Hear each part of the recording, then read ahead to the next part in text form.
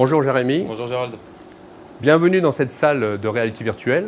Cette salle a pour objectif de nous permettre de tester en temps réel et à l'échelle 1 les futurs processus industriels. Concrètement, cette salle est composée d'un écran 3D avec des capteurs infrarouges, d'un vidéoprojecteur situé derrière l'écran, d'un ordinateur et d'équipements de vision 3D tels qu'un casque ou des lunettes. Mais plutôt que d'en parler, je vais vous le montrer. Je vais tout d'abord vous montrer comment on se déplace à l'intérieur d'un bâtiment ou d'un tronçon en réalité virtuelle.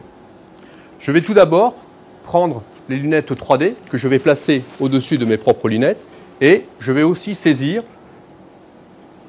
le joystick qui est ni plus ni moins qu'une manette de console de jeu Wii. Vous voyez tous où on est, à l'extérieur du bâtiment Polaris 4, là où vous vous trouvez actuellement.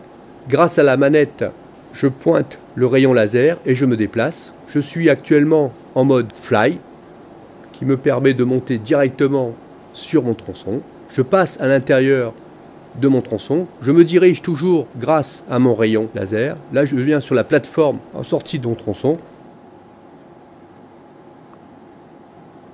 On peut admirer ce bâtiment Polaris 4.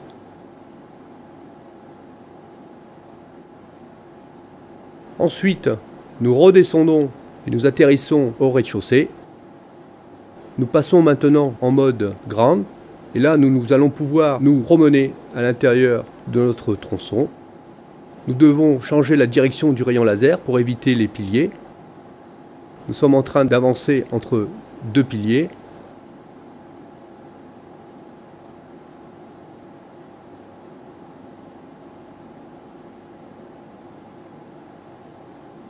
Et là, nous allons maintenant passer sous le tronçon.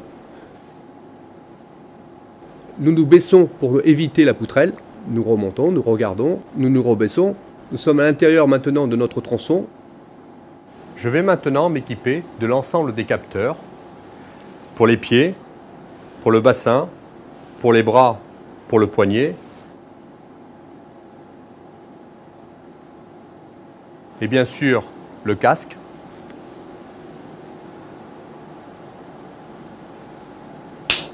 Et là, je vous présente Gérald numéro 2, mon double dans la réalité virtuelle. Pas tout à fait ressemblant, mais en même temps, c'est pas ce qu'on lui demande.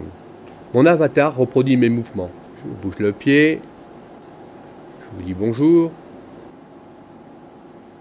Je vais tester devant vous l'utilité du système qui nous permet de visualiser tout de suite ce qu'il est possible de faire ou non. Je suis dans le fuselage avant de l'A350. Je dois fixer le chemin de câble rouge à la structure de l'avion. Pour cela, je dois mettre en place une bielle matérialisée en jaune à l'écran.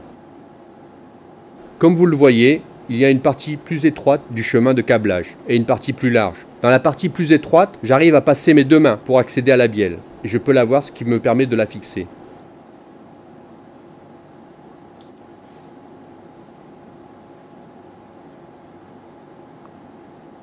Dans la partie plus large, comme vous le voyez, j'ai du mal à faire passer mes deux mains autour de la structure. Ma tête est plaquée contre le chemin de câblage et je ne vois absolument pas la bielle. Clairement, la fixation de cette bielle est totalement impossible. À la suite de cette constatation, l'équipe Plateau Saint-Nazaire a alerté le bureau d'études qui a donc décidé de changer de modèle de bielle pour une bielle à attache rapide, pour un réglage plus simple et une fixation possible en aveugle et avec une seule main.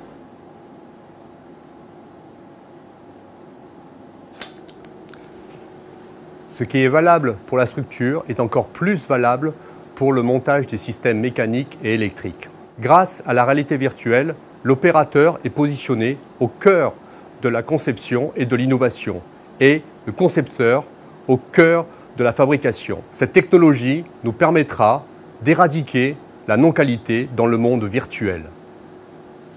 Fin de la visite virtuelle, le mieux c'est de le tester vous-même et maintenant retrouvons-nous sur scène.